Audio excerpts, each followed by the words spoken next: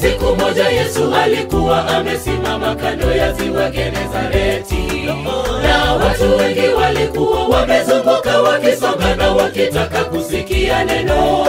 Akaona mashua mbili ukingoni mwa ziwa hili.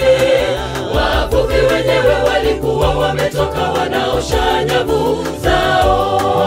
Wavuvi wenyewe walikuwa wametoka wanaosha nyavu zao.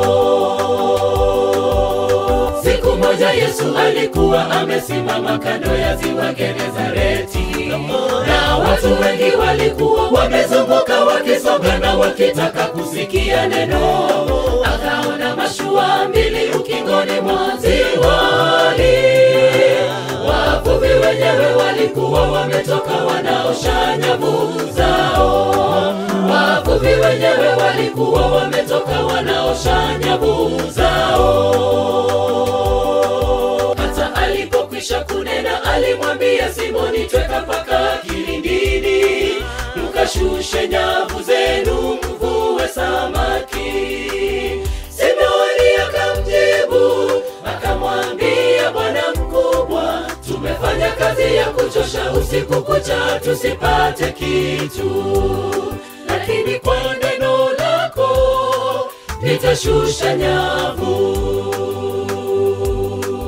Hata alipokwisha kunena alimwambia Simoni, tweka paka kilindini, mkashushe nyavu zenu mvue samaki.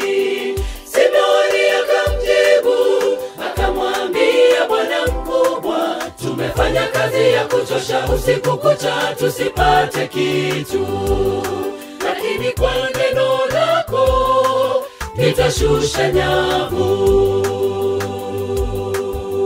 Shusha nyavu tuwavue watu waje kwa Bwana, ili watu wote waingie zizini, ili watu wote waingie zizini mwa Bwana.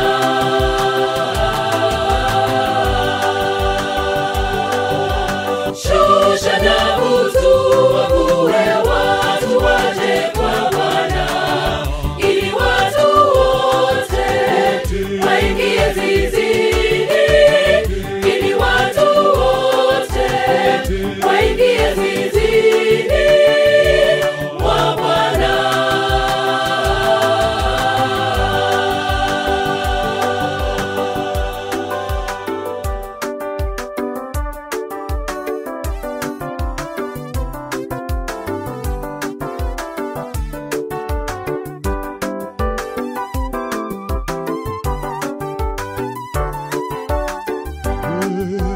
Sisi wana wa Mungu tumepewa kazi kutangaza injili ya Mungu wetu, tuwahubirie mataifa lugha na jamaa, ili wote waweze kurudi zizini mwake.